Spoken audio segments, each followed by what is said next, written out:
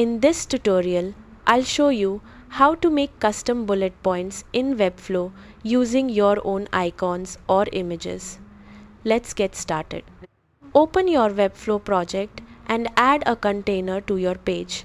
Then drag a list element into the container. Keep one list item and remove the others so you can style it before duplicating it. Select the list item, then open the Style panel. In the background section, upload your custom bullet image and set the background size to 1 rem, the position to center, and the repeat option to no tile. Add left padding to the list item so the text doesn't overlap the custom bullet image. Adjust the padding until the spacing looks right. Once you're happy with the design, duplicate the style list item and replace the text for each new bullet point. That's how to make custom bullet points in Webflow. Thanks for watching.